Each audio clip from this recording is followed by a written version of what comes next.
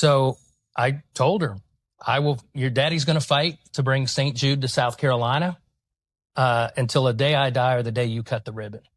So I started making phone calls. Wow. Started calling St. Jude. I called the local hospital here. And at first, nobody was interested. I couldn't get past the secretary, man.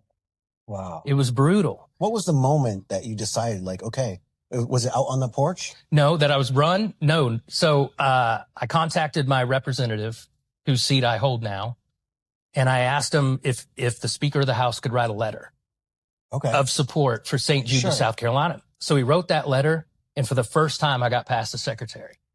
Now, I still got told no. Wow. So I was told they weren't interested. They were focusing on growth at their main campus, which they are. They're building a lot of new buildings there and expanding. And I just couldn't take that as an answer. And I thought, well, if the speaker can write a letter and get me past them, what would happen if I was an elected official? Right. So that's the light bulb moment where I'm going to run for office. And it just so happened the guy that I took his seat was running for Senate. So this seat was open. Wow. So ran for that seat, knocked 6,000 doors. And Kinsey, who's like my de facto campaign manager, I even got her a little denim jacket that says Daddy's campaign manager on it. That's awesome. He would go knock doors with me. Now, she was only interested in houses that had pets, like dogs or whatever. Yeah. And how old is she at this time? At that time, she was 6. Wow. Yeah. So we knocked 6,000 doors for 100 days straight, won the election.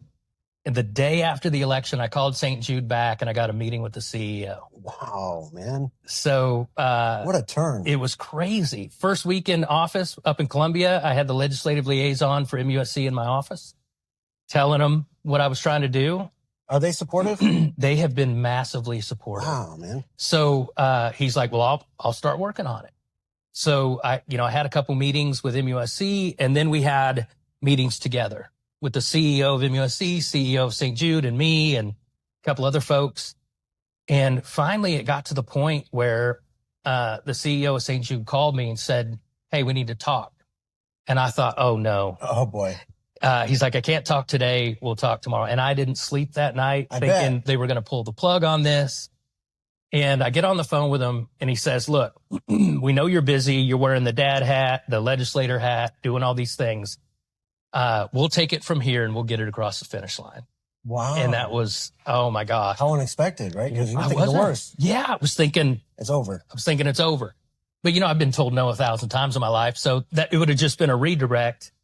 But, I spoke, I'm in regular communication with MUSC and St. Jude, and they said that the entire process, it is a massive process when you have two large institutions trying to coordinate. Like there's a lot of hands in the pot, a lot of players. Sure.